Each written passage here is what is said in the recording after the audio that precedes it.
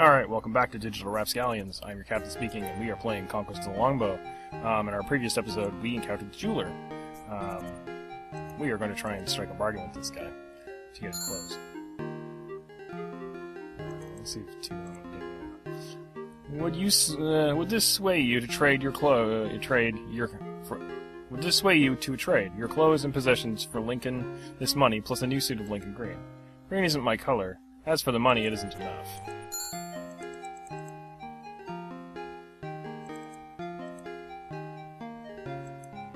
Oh, this dude is fucking greedy. Let's see. Let's give him 5. 5 and 7. What? God damn it.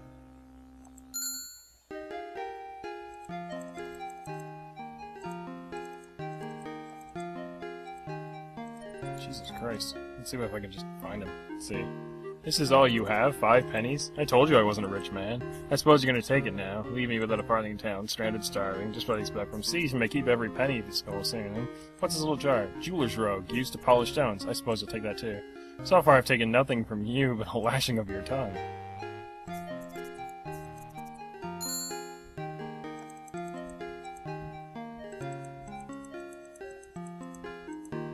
That's 5 pennies, that's 10 pennies. That's 15 fucking pennies. Give me your goddamn inconvenience of losing. Goddamn. What does this dude want?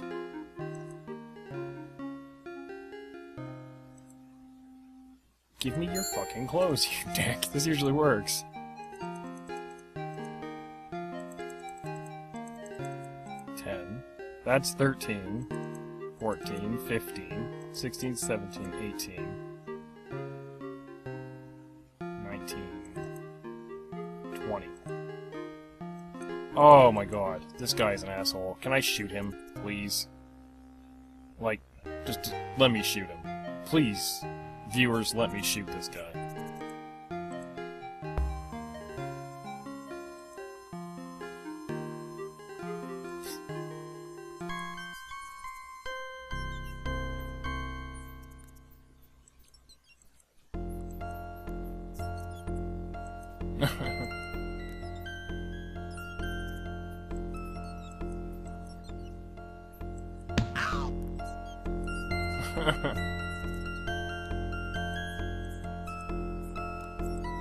Alright. Let's meet the jeweler again. I don't really want to threaten this dude. He wants money, blah blah, what's in the jar? Well, let's just take the money and let me go on. What's this bulge you've been lining in your cape? You've not been honest with me. It's nothing, just old stuff that I let go. Why, I see you keep this mail. What magnificent jewels. Shrivel, you outlaw. If you take all that, I'm ruined. It's all I have in the world. I am named Outlaw, but I'm no common thief, and you'll not suffer unfairly at my hands. But tell me truly now, what plans did you have in Nottingham? I've heard the sheriff wife has a passion for jewels. I propose to sell this to her. Then I'll see your profit, and see that you profit, and save you the journey besides. You'll have food and comfort in my camp while I borrow your clothes, for I have a mind to sell these for you.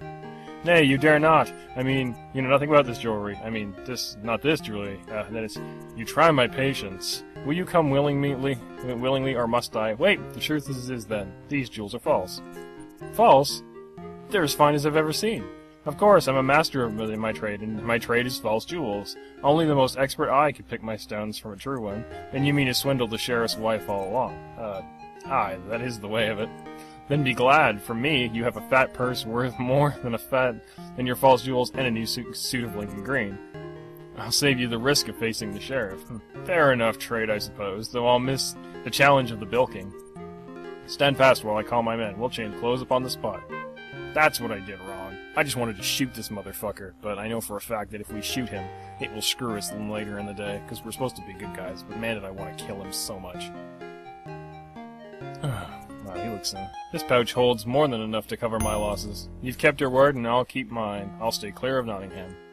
My men will see you on your way. Don't trust me, eh? I don't blame you. I wouldn't either. These words come grudgingly from my lips, Robin Hood, but I wish you luck. Coming from you, my friend, I value it all the more. Treat him well, my men. Only because you ask it, Robin. Come on, you. I got another set of clothes. I am now a phenomenal jeweler. Except since I look like a prosperous jeweler. But, the sheriff of Nottingham will recognize me if I walk into town like this. I don't look that much like a jeweler.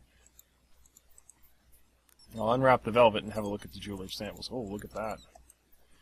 One of the jeweler's most cunning pieces of work is this penannular brooch. And there's some round rouge. Right, it's the rouge. Let's use the rouge on me. There, a bit of rouge rubbed into my beard and onto my eyebrows will complete the disguise. Ah, see, now I've got red hair, now I'm a frickin' ginger. Alright, let's go see the sheriff now that I've got this. Since I can fool the sheriff. Hello. Forthright man of military bearing, I have traveled many and dangerous and wearisome leagues, that I may, before your vainglorious master and his clipsy spouse, the humble, yet incomparably splendors of lapis lazuli craft such as I possess. Eh?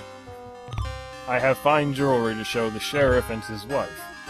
The sheriff's lady's wife will be most pleased to see that. I'll have you escorted in. Giles! Roger! These are the dudes I gave money to. They have like 3 guards in this whole fucking game. Show this here gent to the sheriff, and send word that to the Lady Matilda that a jeweler's come to see her. Sir, I can tell by your noble bearing that you must be the illustrious sheriff of Nottingham, famed in song and legend. And this rosy-cheeked wisp of a fair maiden, could this possibly be your wife? Why, you must have married her as a mere child. There, John, you see? That is how a cultured man speaks. You're welcome here, sir. May we have the honor of your name? Gushy of Beverley, your ladyship. Speak your piece, I'm a busy man. Oh, hush, John. Alright, let's show them the goods. Feast your eyes upon this exquisite workmanship and the finest jewels of all creation. I am an expert, you know, and I can see that these jewels are of the purest order. We already know that they're not, so... John, I simply must have them. Matilda, your coffers are filled with jewelry. John! What would you ask for the necklace and brooch? Fee, whatever you offer will suit me fine. 50 marks for both. As you wish. Why, those jewels are worth far more. Matilda, still your tongue, woman. I am content with the offer. Then you'll take the 50 marks? Aye, it wearies me so selling the abundance of jewels I possess. I have such a store of them, I could sell them for a penny apiece and still be a rich man. You have that many jewels of this quality? How so? Well, dear me, sir, the secret I was about to impart is not meant for, uncouth ears. You men, step outside until I call for you. Uncouth men. This is awesome. Come, my friend, tell me all. It was by luck that I chanced that one day I found myself lost within Sherwood Forest. That is not what I would call luck. Ah, but when I stopped to rest my bearings, to rest and regain my bearings, I discovered a cave. No simple cave, this, but a dragon's hoard for many days of Merlin the Enchanter. Odds blood, did you slay the dragon? Fortunately, the ancient dragon had died and not but its enormous smoldering bone. Now but its smoldering bones and enormous piles of jewels remained. Jewels heaped as high as the man's chest. Rubies, emeralds, diamonds, topaz, opals, pearls, topaz, and turquoise. Oh, did you say diamonds? More than the stars in the sky. I tell you, the knowledge of this cave has nearly driven me to madness. What I would give to be free of this burden, and wandering from town to town trying to sell them all, never knowing when I might be robbed. You poor man, are there sapphires? Uncountable numbers of them. Hush, not another word, wife. This simple woodcock shall have his wish. My dear fellow, perhaps I can aid you in relieving you of this burden. For I should be eternally grateful. For but 5,000 marks, I would gladly sell it all. 5,000 marks? That's a goodly sum. Aye, but if it's too much to ask, I'll take the 50 marks and depart. Don't be hasty. I must of course see this treasure before I pay the fee. My conditions are simple. You will bring 5,000 marks packed upon your horse, while I go on foot before you. When I reveal my secret, then the payment will be due, and not before. Fair enough, I'll gather some men, and, nay, we go alone. Into Sherwood Forest? Are you mad? We'll take 12 men, if you insist. Still, were it me, I would not trust the location of such a dragon's hoard to common soldiers. John, you will listen to him. There's hardly a one that wouldn't rob us blind. I suppose you're right, dear.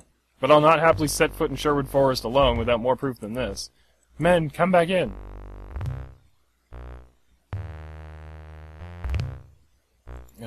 Take the diamonds away. What are you doing? Alas, since the sheriff shows no interest, I may as well leave. Put it right back. John, stop being stubborn. Buy all his jewels and don't quibble about the price.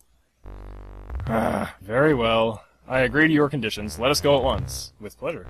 and her ladyship may have this jewelry, for naught, as a token of my esteem and her delicate grace and feminine beauty. Oh, I shall never forget you, Gucci of Beverly.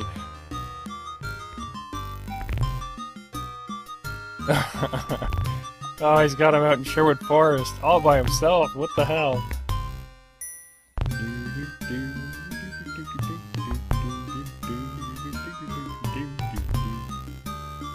This part shall do nicely. Why are we stopping here? Where is the cave? I warn you, I see no humor in this. I indeed intend to fulfill my word. I shall reveal my secret, and then payment shall be due. Behold my secret. Took his hat off.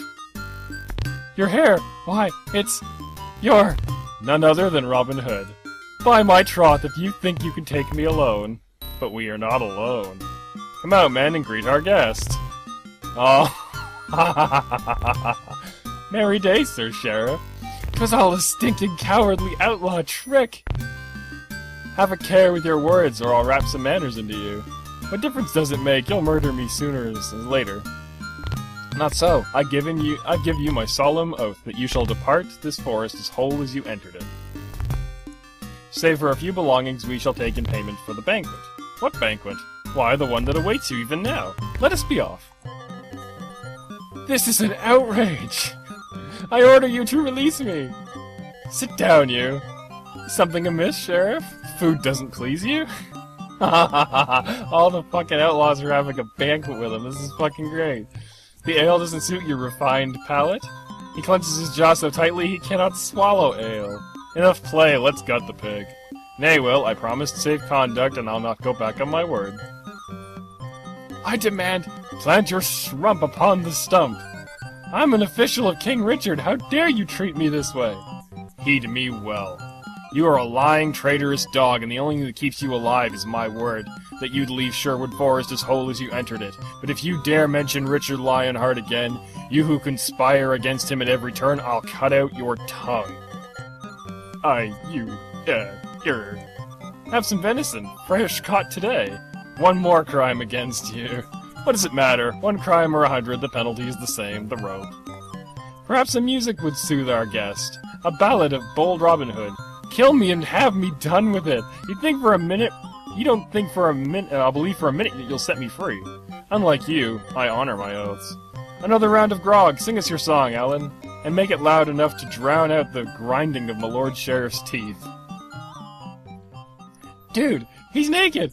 What? You said I'd be set back as whole as I entered, you dog! What, are you not as whole as when you entered this life? As clothed and the same besides? Oh, it's fucking great. Stop laughing at me, you dung-eating knave. For every insult I've suffered, I'll see that you suffer tenfold. Farewell, and be glad we left you your hat. I swear I'll not rest until I have vengeance. And my fondest regards to your lady. Oh my god, that's fucking great. Oh, that's fucking awesome. We couldn't contain our laughter as the sheriff cursed his way back to town, yet for all today's good work, I could scarcely wait for nightfall and the arrival of my lady. Oh, look, I got 5k more, just like he offered. By dusk I paced the edge of the forest, desperately worried that she not come, that some harm had befallen her. But at last her cloaked form gilded through the trees to me, and I guided her swiftly to our camp. Are you sure no one saw you enter the forest tonight? No one had eyes for me once the sheriff arrived in town. What a merry sight that was!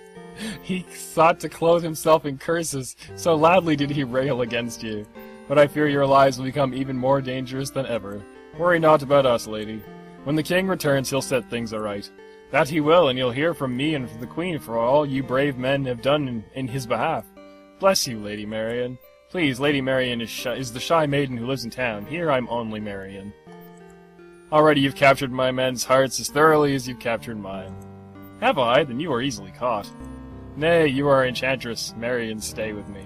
You tempt me greatly. Of late I've had such beforetings I feel death near to me. I would give my life to keep you safe. I'm sorry to worry you, it's nothing. I must tell you about the Queen's Knight, then return to town. Tomorrow I'll learn the password that he'll use. You must meet me in the Willow Grove so that I may give it to you. After the abbot's treasure has been seized, the Queen's Knight will meet you on Watling Street and receive whatever ransom you have to give him. but he'll only deal with the man who can spell out the password using the hand code I've given you. We'll be on the watch, but we've had no news of when the treasure will come. Lob says within the fortnight. You'll have to watch the road every day. I'll send scouts further north to give us advance warning. That's all I can tell you until tomorrow. I'll walk you to the edge of the forest. I'd be most pleased if you did. While you're gone, Robin, may I take away the disguises in your cave? There's much good cloth there, and many of the poorer folk need it for the winter. As you like, Tuck. I doubt I could show my face in town in any of those disguises again. They're all gone. Alright, and we will continue this on our next episode. Hey, thanks for watching Digital Rapscallions. Interested in other Let's Plays? Click the link below to check on our Quest for Glory 2 Let's Play, or visit our channel to see what else we have to offer.